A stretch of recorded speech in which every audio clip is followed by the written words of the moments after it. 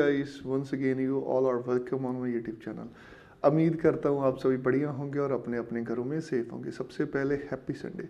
जैसे कि आप सभी को पता है कि संडे को हम एक स्पेशल शो बनाते हैं आपके लिए, जिसमें जितनी भी वीक्स की अपडेट होती हैं वो आपके साथ शेयर करते हैं। आने वाले वीक में क्या क्या अपडेशंस आ सकती हैं वो आपके साथ शेयर करते हैं। और कल मैंने वोटिंग करवाई थी, कुछ क्वेश्चंस थे वो इस वीडियो में अपने एक्सपीरियंस के हिसाब से क्लियर आउट करने की कोशिश करूंगा।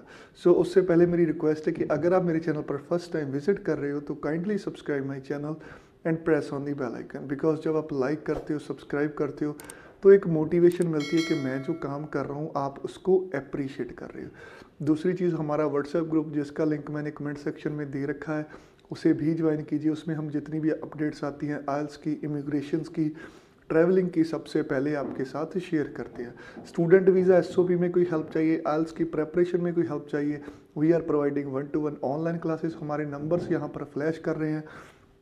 वीज़ा रिफ्यूज़ हो गया, रीअप्लाई करना चाहते हो, स्टेटमेंट ऑफ पर्पस में कोई हेल्प चाहिए तो आप हमें कांटेक्ट कर सकते हैं। So let's back to the point. सबसे पहले तो कुछ कमेंट्स यहाँ पर मैं आपके साथ शेयर करूँगा हमारे सब्सक्राइबर्स के, जिन्होंने अपनी पीपीआर के बारे में बताया कि उनकी पीपीआर ऑलरेडी आ चुकी है। तो गाइस ये कमेंट्स यहाँ पर मैं क्यों लगा रहा हूँ कि दूसरे बच्चों को भी मोटिवेशन मिले। और इस वीडियो में मैं रिक्वेस्ट करूँगा कि जिनकी भी पासपोर्ट रिक्वेस्ट आती है वो प्लीज़ कमेंट करें, ताकि दूसरे बच्चे कमेंट्स कर रहे हैं उनको एक चीज़ की क्लैरिटी हो सके कि wait is a better option. आने वाले दिनों में हमारे लिए पॉजिटिव साइन है जो आ सकते हैं। तो सबसे पहले तो मैं किन पॉइंट्स पर बात करूंगा। मैंने कल 3 डिफरेंट पॉइंट्स पर आप सभी से वोटिंग करवाई थी। सबसे पहला था कि पेंडिंग फाइल्स के बारे में, जिसकी सबसे ज़्यादा आपने वोटिंग की। उसके बाद पीआर का जो फ्यूचर है, स्टूडेंट वीज़ा और ओपन वर्क परमिट, सबकी 1 बाय 1 बात करूंगा। अपने एक्सपीरियंस के हिसाब से, अपनी नॉलेज के हिसाब से आपके साथ अपने व्यू पॉइंट्स रखूंगा। पेंडिंग फाइल पर एक क्लैरिटी दूंगा, क्यूबिक वाले स्टूडेंट्स को भी कुछ चीज़ें क्लियर करूंगा और वो चीज़ें आई होप आप सभी भी समझेंगे। और जिन स्टूडेंट्स का जो फाइल जनवरी में लगी है या लास्ट मार्च की है, उनको 1-2 टिप्स बताऊंगा कैसे वो हाई कमीशन को इन्फॉर्म कर सकते हैं। तो वीडियो के साथ बने रहिए। सबसे पहले तो जो मेरी बात है पेंडिंग फाइल्स के बारे में है। जब एक स्टूडेंट वीज़ा की फ़ाइल अप्लाई होती है तो फैमिलीज़ की बहुत सारी एक्सपेक्टेशंस जुड़ी होती हैं। बच्चे की एक्सपेक्टेशंस होती हैं कि मैं दूसरी कंट्री जाऊंगा, कोर्स ग्रैब करूंगा, बढ़िया जॉब हासिल करूंगा, वहाँ पर अपना फ्यूचर सिक्योर करूंगा। और कहीं ना कहीं ये चीज़ जायज़ भी है। वो आइल्स में मेहनत करता है, स्टूडेंट वीज़ा की एप्लीकेशन प्रोसेस करता है।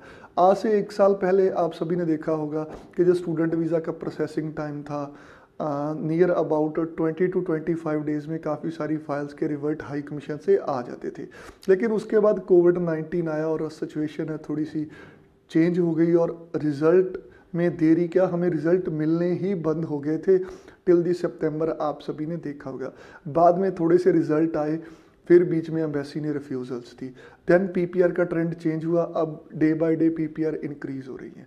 तो what about the pending file of March, June, जितने भी मंथ लास्ट है उनकी पेंडिंग फाइल क्यों नहीं क्लियर हो रही। एक सिनेरियो आपके सामने प्रेजेंट करूंगा, क्योंकि जो एक जेन्युइनिटी होती है जो आपको भी पता होगी, बट एक गाइडेंस की ज़रूरत होती है। आप सोचिए कि मई इनटेक के लिए इंडिया से बहुत सारे स्टूडेंट्स ने एप्लीकेशन पुटअप की थी 2020 के लिए, ठीक है। उसके बाद सितंबर के लिए बहुत सारे स्टूडेंट्स ने पुटअप की, क्योंकि 12th क्लास का जब रिजल्ट आता है तो बहुत बड़ा इनटेक होता है वो। उसके बाद जनवरी के लिए पुटअप की। आप सभी को पता है कि फाइल हाई कमीशन के पास अकेले इंडिया से नहीं जाती स्टूडेंट वीज़ा के लिए। पाकिस्तान, बांग्लादेश, नेपाल और कितनी वर्ल्ड की कंट्री है जिनसे जो कॉलेजेस में, यूनिवर्सिटीज़ में स्टूडेंट एडमिशन लेते हैं, ठीक है। तो आप पेंडिंग फाइल के बारे में एक चीज़ समझ सकते हो कि 3 इनटेक का बैकलॉग निकालना कोई बड़ी आसान बात नहीं है। मैं हाई कमीशन की तरफदारी नहीं कर रहा हूँ, बट पिछले दिनों में जो उन्होंने रिवर्ट दिए हैं वो काबिल तारीफ है। तो आप इस चीज़ को समझ सके, 3 इनटेक का बर्डन। मई इनटेक वाली जब तक फाइल उठाने लगते होंगे, सितंबर का बहुत बड़ा बैकलॉग उनके सामने आ जाता होगा। सितंबर की तरफ थोड़ा सा ध्यान देते होंगे तो जनवरी का बैकलॉग आ जाता है। अब तो मई की फाइलें भी लगनी। तो आप इस सिनेरियो को समझिए। अगर आपकी फ़ाइल कंप्लीट है, आपका मेडिकल अपडेट हो चुका है, आपकी बायोमेट्रिक अपडेट हो चुकी है, ठीक है, बट फिर भी आपका रिवर्ट नहीं आ रहा, आप वेब फॉर्म रेज कर सकते हैं। बहुत सारे लोगों ने, आपको भी पता होगा कि हाई कमीशन को जब ईमेल किया था, एआईपी वाला सिस्टम चला था, तो बहुत सारे लोगों को एआईपी हाई कमीशन ने ईमेल करने के बाद, वेब फॉर्म भरने के बाद दी थी। तो आप ये चीज़ ट्राई कर सकते हो। अगर आपने ये चीज़ भी ट्राई की है तो वेब फॉर्म को लेकर भी हाई कमीशन ने क्लैरिटी दी थी कि we are facing higher volume than normal.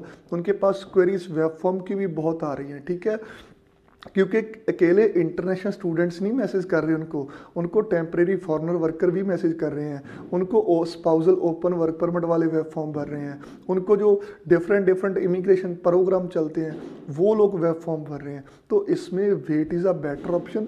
बहुत सारे बच्चे बोल रहे थे कि सर हम अपनी फ़ाइल विड्रॉ करवाना चाहते हैं। देखिए, किसी के दबाव में आकर, किसी की मिस गाइडेंस में आकर आप अपनी फ़ाइल विड्रॉ मत कीजिए, क्योंकि देखिए आप 1 साल से वेट कर रहे हो। अगर आप विड्रॉ कर लेंगे, नुकसान किसका होगा? आपका। ठीक है, आपकी फ़ाइल आपने विड्रॉ कर ली, कोई डिसीजन हाई कमीशन से नहीं आया, आप इन फ्यूचर अप्लाई कर सकते हो। What about the money? जो आपने मनी वेस्ट की, बहुत सारे लोग ऐसे हैं जिन्होंने इंटरेस्ट पर मनी लेकर अपनी फीसेस वगैरह, अपनी जीआईसी पुटअप की है, तो उन लोगों का क्या? तो ऐसे में प्लीज़ आने वाला 1 मंथ आप सभी के लिए क्रूशियल है, चाहे वो पुराने स्टूडेंट है, चाहे वो नए स्टूडेंट है। बट हाई कमीशन को एक चीज़ ज़रूर सोचनी चाहिए कि कहीं ना कहीं जो मार्च से बच्चा स्टक हो रखा है आपके सिस्टम में, आप उसको तो क्लियर कीजिए। मई वाला तो 1, 2, 3 मंथ वेट भी कर लेगा, बट जिस हिसाब से वो प्रोसेसिंग टाइम डिक्रीज़ कर रहे हैं, तो इससे हम एक होप लगा सकते हैं कि आने वाले दिनों में जो डेफिनेटली इस चीज़ के रिजल्ट पॉजिटिव आएंगे और पेंडिंग फाइल का बैकलॉग क्लियर करना ही पड़ेगा, बिकॉज $1 बिलियन की इंडस्ट्री है। आप इस चीज़ को समझना पड़ेगा आपको। अगर कनाडा की तरफ इंटरनेशनल स्टूडेंट का झुकाव चेंज हो गया ना, किसी और कंट्री की तरफ हो गया, तो कनाडा को भी इस चीज़ से प्रॉब्लम आ सकती है। अगर वो इंटरनेशनल विजिटर की तरफ पॉजिटिव रवैये के बारे में सोचते हैं, तभी उन्होंने पीपीआर की स्पीड फास्ट की है। नहीं, पिछले 1 साल से आपने देखा कि ऐसा कोई चेंज आया जिसके बिहार पर इतने पीपीआर इशू की गए? ठीक है, रिफ्यूज़ल भी आ रही, मैं नहीं बोलता कि 100% सक्सेस रेट है किसी भी प्रोफाइल का। तो इस बात को स्टूडेंट समझिए। 2 चीज़ें बताना चाहता हूँ, हाई कमीशन को ईमेल कर सकते हो, वेब फॉर्म भर सकते हो, फिर भी आपका अगर कोई रिवर्ट नहीं आ रहा, then wait is a better option. It's my humble request. Then same scenario open work permit वालों का है। बहुत सारे दोस्त मुझे मैसेज करते हैं, मेरे ब्रदर्स, मेरी सिस्टर्स मैसेज करती हैं कि सर हमारी फ़ाइल 2019 के लास्ट मंथ की लगी है, हमारी फ़ाइल 2020 के जनवरी की लगी है। तो देखिए, मैं फिर आपको वही चीज़ बताना चाहता हूँ, ठीक है, उसके बाद बहुत सारे स्टूडेंट भी गए हैं, तो बाद में स्टूडेंट्स की जो स्पाउसेस है उन्होंने भी अप्लाई किया। सेम सिनेरियो आपके ऊपर भी अप्लाई होता है कि देखिए, पिछले 1 साल से फाइल लग रही है। जुलाई में ओपन वर्क परमिट की रिफ्यूज़ल काफ़ी आई, आप सभी ने देखा होगा। उसके बाद नवंबर में एक दौर था कि जब ओपन वर्क परमिट की अप्रूवल बहुत आई और आपके नियर एंड डियर, आपके जो बहुत सारे क्लोजर वन थे, वो भी कनाडा उस समय ट्रैवल किए। तो बाद में एक सिनेरियो आया जनवरी के लास्ट में, चाहे वो टेम्परेरी फॉरेनर वर्कर थे LMI बेस्ड, चाहे वो स्पाउसल वर्क परमिट थे, बहुत सारे अप्रूव हुए। हमने भी आपके साथ सक्सेस स्टोरी शेयर की थी, और बहुत सारे बड़े बड़े यूट्यूबर्स हैं, बड़े बड़े एजेंट्स हैं, उन्होंने भी अपनी सक्सेस स्टोरी शेयर की, आप सभी को भी बताया। तो इस चीज़ के बारे में मैं एक चीज़ ही कहना चाहता हूँ, चाहे स्टडी परमिट वाले हैं, चाहे ओपन वर्क परमिट वाले, अगर आपका बैकलॉग क्लियर नहीं हो रहा गाइस, तो आप इस चीज़ को समझिए, वेब फॉर्म डाल सकते हो, ईमेल कर सकते हो। अगर उसके बाद भी आपका कुछ नहीं आ रहा, then wait is a better option, because withdraw is a not a good option. Withdrawal से ना तो आपका फ़ायदा होगा, ना आपके स्पाउस का होगा। जो आपका समय खराब हुआ वो आपका खराब हुआ, पैसा लगा आपका लगा, नुकसान किसका हुआ? आपका। किसी का तो कुछ नहीं जाएगा। एजेंट ने अपनी फ़ीस ले लेनी है, हाई कमीशन को आपने अपनी फ़ीस भर दी है, जिससे फंड लिए फाइनेंसर ने अपने पैसे ले लिए, नुकसान किसका हुआ? चारों तरफ आपका नुकसान है। तो इस चीज़ को समझिए। अब बात करूंगा क्यूबिक के स्टूडेंट की। जब भी मैं वीडियो बनाता हूँ कि सर आप क्यूबिक के बारे में नहीं बोलते हो, बहुत सारे यूट्यूबर नहीं बोलते, बहुत सारे एजेंट नहीं बोलते। गाइस, मैं जब भी कोई वीडियो बनाता हूँ विद ऑथेंटिक इन्फॉर्मेशन बनाता हूँ। मेरी वीडियोस के कमेंट चेक कर सकते हो नीचे, जो पुरानी वीडियोस हैं, तो उसमें बहुत सारे स्टूडेंट बता रहे हैं कि क्यूबिक के रिवर्ट स्टार्ट हो गए हैं। जब ऑफिशियली हमारे किसी स्टूडेंट की आएगी पीपीआर, तो मैं आपके साथ डेफिनेटली शेयर करूंगा। और जब भी कोई वीडियो आती है उस पर कमेंट आता है CDI और कनाडा कॉलेज के बारे में बताओ। तो गाइस, 1 बाय 1 अगर पीपीआर आएगी तो सभी की आएगी, ऐसे नहीं है। क्या उनको क्यूबिक में स्टूडेंट की ज़रूरत नहीं है क्या? क्योंकि BC में स्टूडेंट्स के रिजल्ट आ रहे हैं, टोरंटो में आ रहे हैं, अब लिटिल बिट जो मॉन्ट्रियल क्यूबिक के रिजल्ट आने स्टार्ट हो गए हैं, ठीक है। तो क्या उनको क्यूबिक में स्टूडेंट्स की ज़रूरत नहीं है? क्यूबिक में स्टूडेंट के बिना सर जाएगा? तो आप इस चीज़ को समझिए, सिनेरियो डिफरेंट डिफरेंट होते हैं, लेकिन आपके सामने जो रिप्रेजेंट किए जाते हैं उस चीज़ के बारे में फ़र्क होता है। आपकी कंडीशन मैं समझता हूँ, अगर मैं भी एक इंटरनेशनल स्टूडेंट होता, ठीक है, मेरी नियर अबाउट 13 to 14 लाख जो स्टक हुआ होता, तो मैं भी बॉदरेशन में होता।